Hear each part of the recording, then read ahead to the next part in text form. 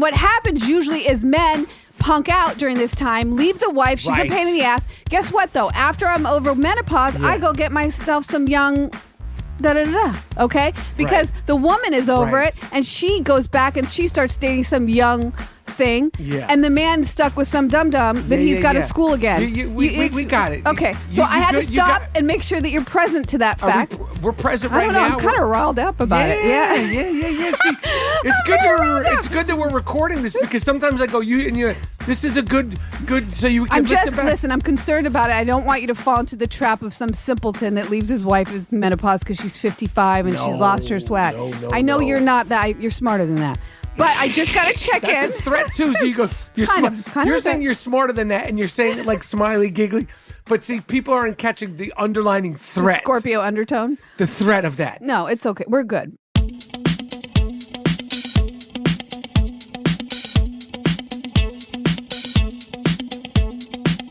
Yes. Hello.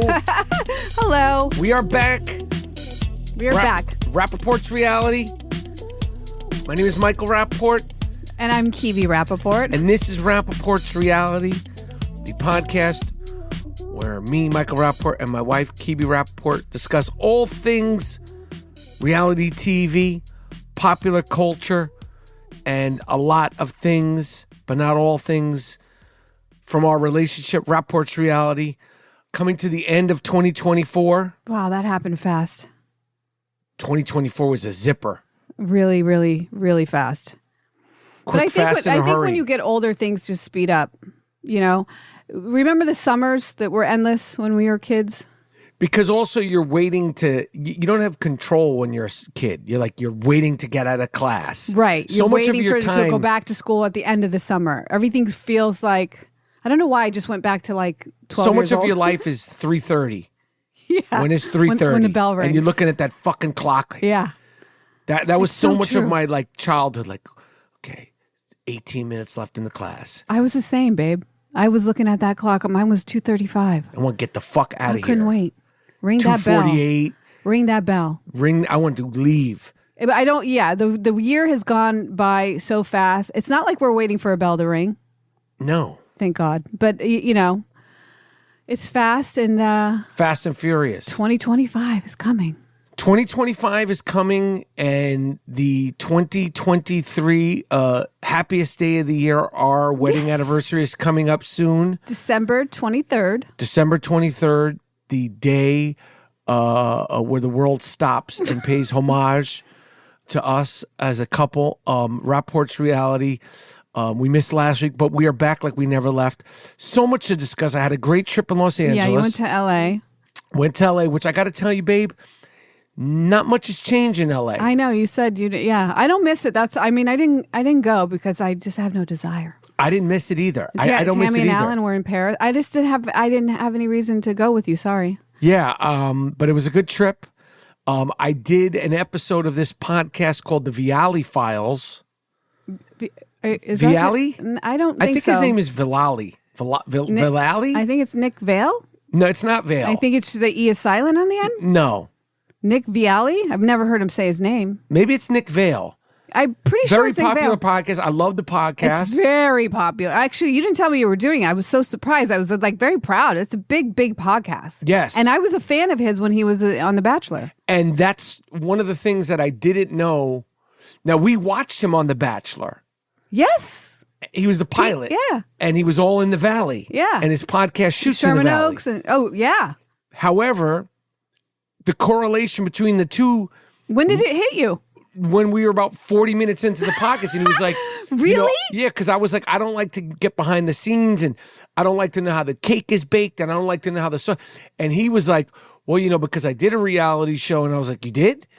And he was like, yeah. Babe, half the time you're so busy. Everybody just needs to know that my husband is so busy and says yes more than he says no. And half the time you don't even know where the fuck you are. No, I knew literally. The show was reality but you didn't show. know he was the Bachelor? No clue. Hello? Until he said it. And then that's crazy. There was that moment where he's like, oh shit, he didn't know that. But I knew about the podcast. I know, but it's important that after he was a Bachelor, that's what he started doing and he became very successful at it.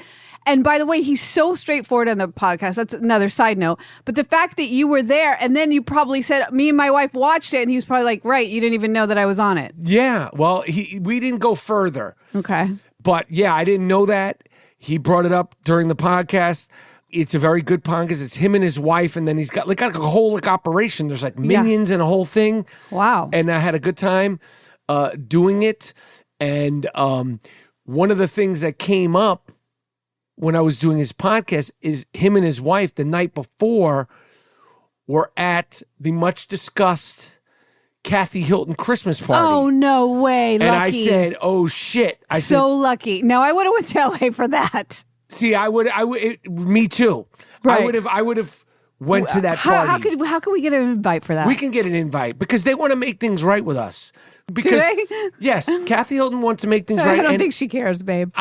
Pretty clear that I would give anything to go to a Kathy Hilton Christmas party. I mean, they told me everybody was there. It seemed like it. I was just watching clips on my phone just now, and I was like, what? Salt Lake City cast was there. A lot of them. Like, it was just sprinkled with reality stars. I and then would you got freak out. It would have been fun for us. Yeah. It would have been fun for DJ James Kennedy was there. No. And then we'll get into the alleged allegations against DJ James Kennedy. But I said to Nick and his wife, I can't remember, she's very sweet, very funny too. Yeah, she is funny. And she was very good. I was like, fuck, man, I would have went. I wanted to go. And wait, did they stay a long time? Did they say they were there all night and they had a great time? I mean, this is their business. I know, but what they say? Like, did they give you any inside scoop or? They were just telling me about James Kennedy. He said it on the podcast, and this is before the alleged allegations came out, but he said on the podcast that he saw James Kennedy snap at his like friend assistant. He said hold my drink. Or hold this. It may not have been a drink. Yeah. It may not have been a drink. I don't remember. And he was like, when he was seeing that, he was like seeing something. He was like, oh shit, I'm seeing something I shouldn't be seeing. Yeah. I could tell that's there. Yes. Yeah. And he's on edge. But other than that, we were just talking about like who was there. Like they were showing me pictures. Like she had a picture. His wife showed me a picture of like Bronwyn and Mary. I said, you met Mary Cosby? I was like, you met her in the flesh? And she was like, yeah. And I was like, oh shit, that's crazy because Mary Cosby's like almost like an alien. Totally. Like a drone. Yeah. Like a Salt Lake City drone. Yeah. A drone over Salt Lake City. Yes. For sure. So, but it was going on. Then I said, they wanted to make peace, Kathy Hilton's team, because I had made the much controversial comment that I didn't think Kathy Dory was always hunky-dory. Like, meaning like there was a mean streak. Watch What Happens Live. I've said this, and nor do I think anybody should be hunky-dory 24/7. Agreed. And I don't think that they like that because I think they want her persona to be 100% hunky-dory. When we say they, are we talking about Kathy Hilton's team? I got invites to her parties, and Kathy wanted to have us over for lunch. Like, I got it. Are you being serious right now? I'm totally being serious. When we were at BravoCon, they were like, Kathy wants to meet you. What? Yes. And I have another friend who hit me up when she had asked me about, coming to meet her, and she's so sweet, and you're misunderstanding. And I was like, I'm not misunderstanding anything. I think she's great. I just don't think that she is always sweet and loving. Nor am I. No one is. No one's perfect. But I mean, we're also specifically talking about that last season on The Housewives of Beverly Hills when she's with Kyle and she says, Kyle, or, she gives her the look like, don't go there. And she says, Kyle, right.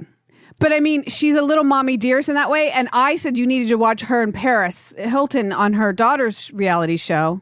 I don't know the name of it. Paris. Was she scary on that? No, a couple of times.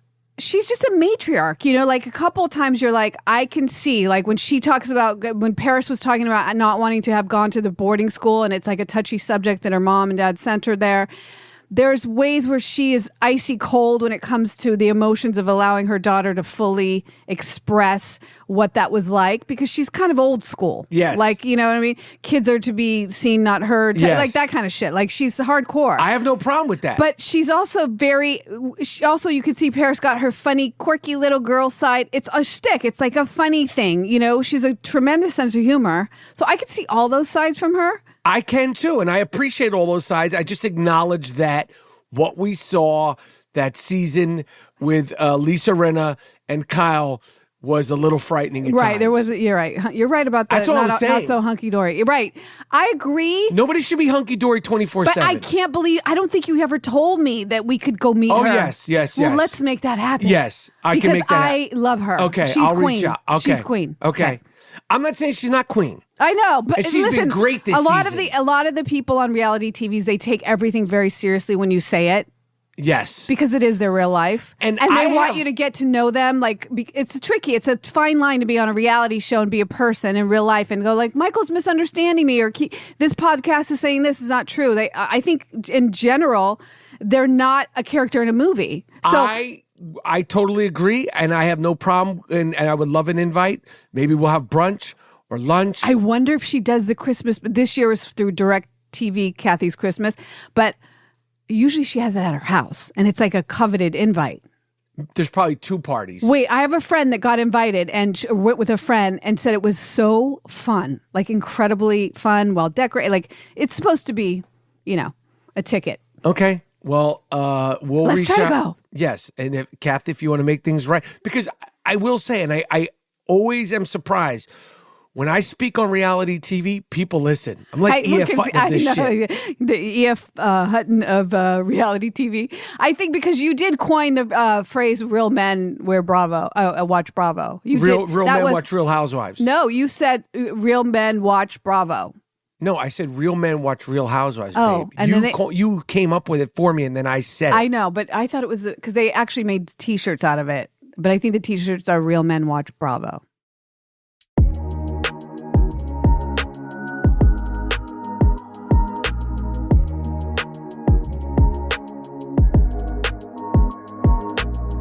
We have to talk about DJ James Kennedy. Yes. Alleged allegations of domestic abuse. That's pretty scary. I don't know if it is Allie.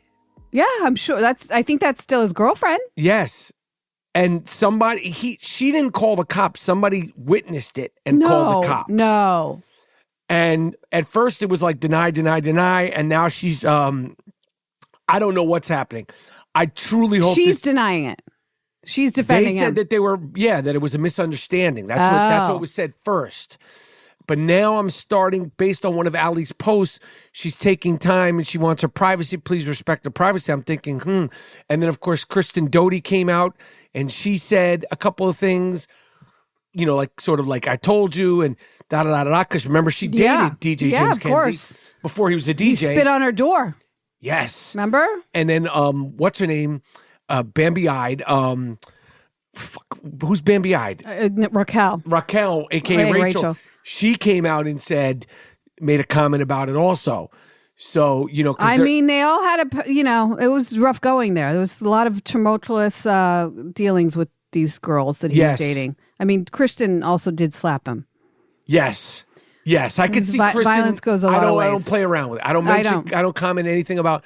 Nobody needs to be abused. Or hands. Keep your hands in your pockets. Yes, as they say. So we're hoping that DJ James Kennedy is not guilty. Allie's so sweet.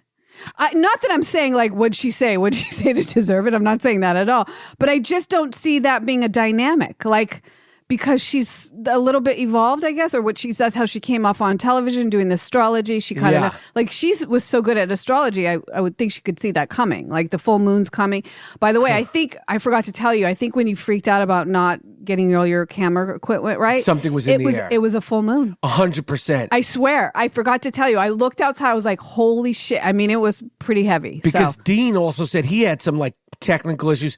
Yeah. We could just say we had some lighting and camera equipment that I got that I was very excited about. And I was trying to set it up myself. And then Babe came in and Babe was trying to help me set it up. Yeah. And it didn't turn out well. Let's just say it didn't go well. It didn't go well. I mean, it didn't go well all over the place. For everyone involved. I mean, it couldn't have went any worse. No, but for everybody involved, I mean, at one point I did say to you, you're not a fucking gaffer, which that should give you guys an indication of how that went. And I said, I am a fucking gaffer. And you said you are. I know how to put lights together. Never before. I mean, guys, he was sitting in his office with all this equipment on the floor. I mean, screws and those little mini screwdrivers that come with something that you're building. And boxes. And it looked like a disaster. And it, like a good wife, I thought, because I'm very good at putting things together. You know, I grew up with a single mom, and I'm patient, so I could actually figure out anything. I'm not even tooting my own horn. It's a survival mechanism. But so I get in there thinking that I'm helping you, and it just was not good. It went from bad to worser. It was funny, but we've turned it around. And I will say this though. Oh man, it was Do funny. yourself a favor, ladies and gentlemen. If you're ever buying any, it wasn't even expensive, but do not buy things that need possible customer support from Amazon. Yes, I agree. And I told you fuck that. with Amazon. No, there's a lot of things you should buy. But again, like I said to you, I was in the city and you got a phone case from Amazon, and I opened the bag. And I got that from TikTok. Is it even worse? Worse. It smelled like weed. I mean, the bag, I opened it up. It was like, might as well a puff of fucking smoke should have come out of it. You know what's fucked up? And I was like, what weed head has a side job of like probably, I mean, not to get really weird, but like stolen goods and weed smoking, like he sent it to you. I don't know where you got that case from, but it's a good case. I smelled the case. It smelled like weed, like you wouldn't believe. I will tell you that I had to throw that case out because I have ordered two things for my new iPhone 16 Max Pro. I ordered the wrong size. You don't have a Pro. Yes, I do. You don't have a Max Pro. I have a Max Pro. You have a Plus. No, I have a Max Pro. So you're ordering... I ordered 16. It doesn't matter. This is silly. I'm telling you, this is all. I just went to Goodwill, by the way. Babe, but this is all what you just said. Full moons and yes. What? Yeah, retrogrades and well, by the way, I think we're in a retrograde. I'm pretty sure we're into something. And a full moon, and so I don't know when the fight between off of you back to Allie and DJ James Kennedy. Yeah, I think that if something was in the air, she would know first. I'm really, really hoping it wasn't. Nothing happened, and it was. I mean, he doesn't drink anymore, so I don't know if there's drinking. We hope. I don't know. Let's just pray for the best for him. We love him very much, and we're always rooting for him and her. By the way, I met her at BravoCon, and I just fell for her. She's so adorable and sweet and kind and like present, and she's a lovely girl. So I really hope they're not having these problems. If they are, they're too young to live together, and they got to back up because this is dangerous. If that happened, it could go really south. Yes. Anyway, so that was my trip to LA. That was the Viall Follies or Viall. It's not Viall. I don't know. Let's just say I don't know. Good time on the fucking podcast. You had a good time. Is it out yet? Oh yeah, it's out. Oh, okay. It's making waves. It is good. Oh yeah. Good. You sent me one clip and that's it. I don't know much about it.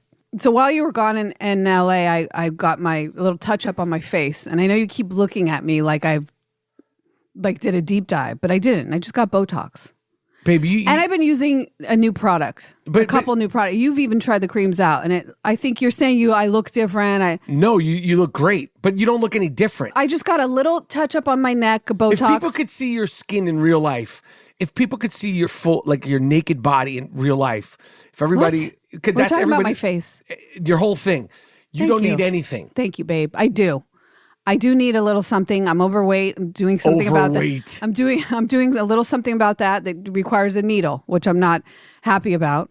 I'm very nauseous, and I can see why women that are on Ozempic don't get skinny. They get way too skinny because it makes you want to vomit, and it makes food disgusting.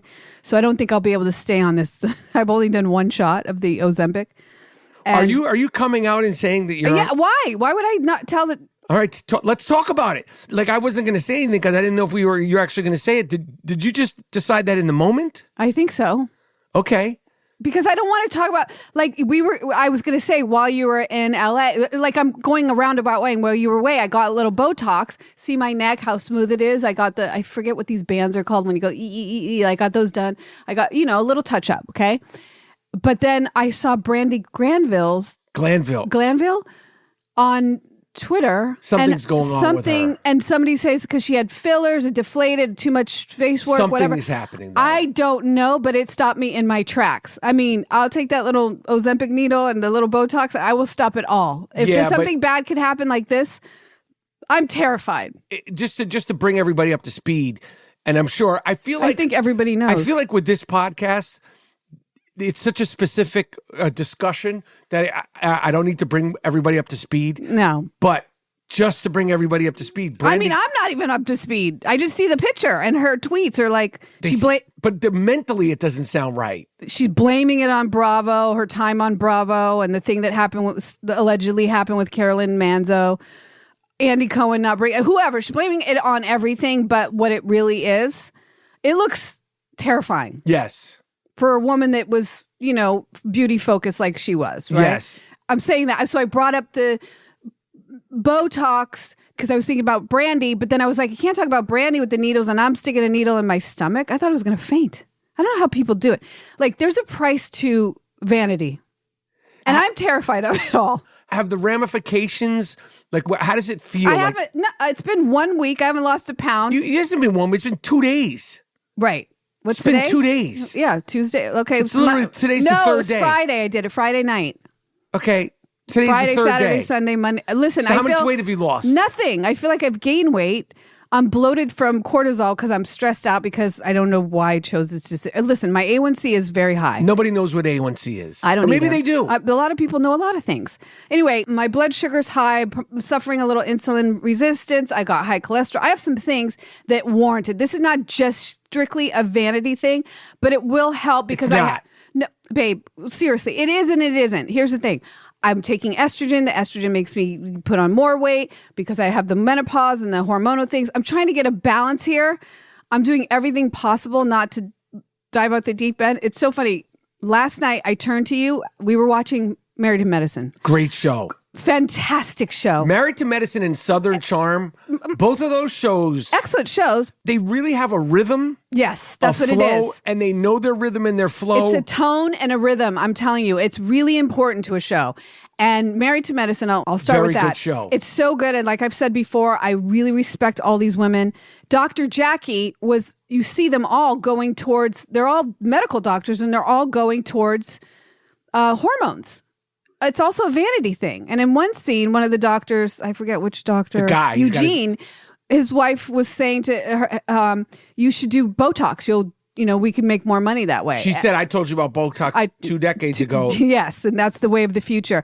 So what I'm saying is that it's all vanity, even the hormone things, because when you hit a certain age, you put on weight that you don't want. You don't know why your body's changing. You don't know why you're in a pissy mood. And I literally popped out of bed and I felt like it was a great opportunity to tell you that women in menopause, we have emotional thing that goes on within us that makes it. What did I use? What is the term? It's the term is emotional. You paused the TV to tell me I had to tell you this because I thought it was a good time because you were paying attention to other people's hormones and pellets, which I get the BioT pellets. That this is an age where men and women get divorced. 55-year-old woman, menopausal. And my mood is a little weird. You sense a bit of tension in me quite often that sometimes I don't even know I have. That's menopause, okay? And it'll pass, and then I'll go out on the other side. But if you were to divorce me because you couldn't handle it, and you were a fucking pussy, and you couldn't hang in there through these years. I just want to stop. Wait, I need why? to stop you, babe, because you're not contextualizing it correctly. We're watching the show. We had a good day. We had already watched another show. And 15 minutes into Married to Medicine, you just stopped. You paused. And you said, I got to pause. It's time for my TED Talk. Either go to the bathroom or mention something about the show. And you went in this whole rant of what you're saying. And this is a nicer version of the rant about it was very menopause. nice. It wasn't nice. I ended it by saying, if you ever leave me, I'll kill you. Yes. But here's the thing. Our emotional, I would say our nervous system needs balance during this time, okay? All the things I'm doing are trying to keep us married happily, right? Yes. So I turn to you and say, look at other women. They're getting all the doctors are turning to pellets. They're turning to hormones. And I'm doing the same thing so that my nervous system stays intact and I have my emotional being in order and to keep our relationship present. It's not that I'm doing anything wrong at times. I notice you said to me, if I share with you how I'm feeling mood-wise, you hang on to that. and you're watching every mood, and you may see me a little different. I'm not some hippy skippy happy fucking 25-year-old is what I'm trying to say. There's not a care in the world. That's not what's happening here. Got it. And what happens usually is men punk out during this time, leave the wife. She's a pain in the ass. Guess what though? After I'm over menopause, I go get myself some young okay? Because the woman is over it, and she goes back and she starts dating some young thing. Yeah. And the man stuck with some dum-dum that he's got to school again. We got it. Okay. So I had to stop and make sure that you're present to that fact. We're present right now. I'm kind of riled up about it. Yeah. See, it's good that we're recording this because sometimes I go, this is a good, so you can listen back. Listen, I'm concerned about it. I don't want you to fall into the trap of some simpleton that leaves his wife as menopause because she's 55 and she's lost her swag. I know you're not that. You're smarter than that. But I just got to check in. That's a threat too. So you go, you're smart. You're saying you're smarter than that, and you're saying it like smiley, giggly. But see, people aren't catching the underlining threat. The Scorpio undertone? The threat of that. No, it's okay. We're good.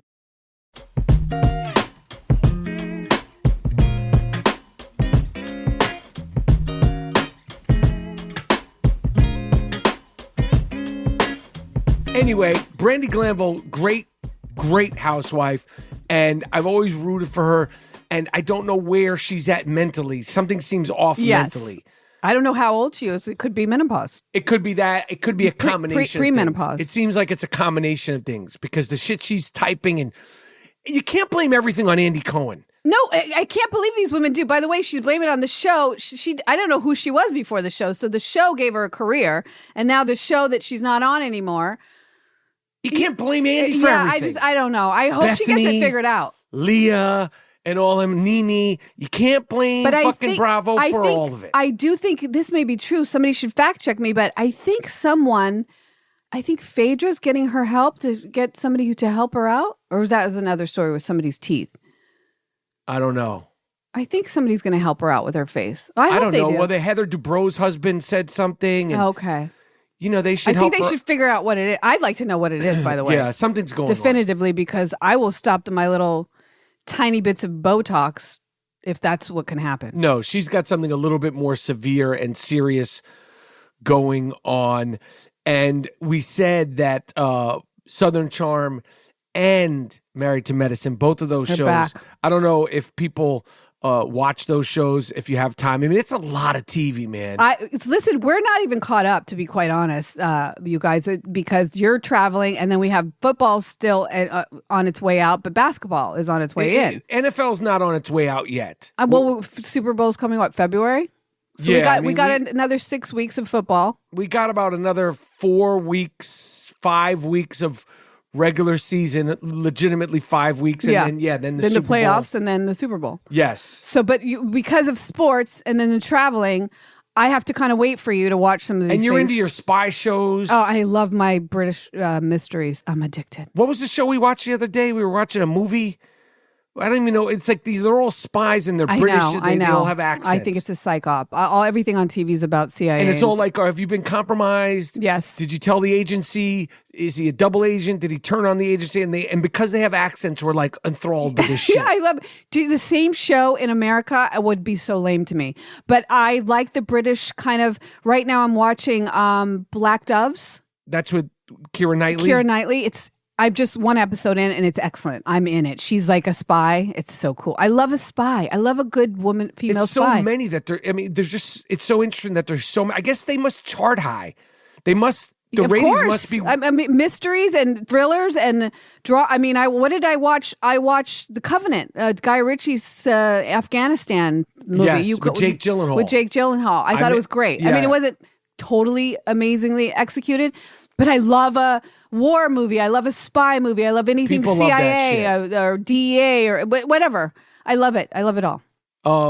Anyway, we're behind in Southern Charm. We're about to catch up with Southern Charm. Southern Charm's good. It's so good. It's great to see Shep vulnerable. That's really making me happy because I think we talked about it on the podcast before at BravoCon. Or maybe we didn't mention we had long talks with him at BravoCon that I don't think that Shep will remember.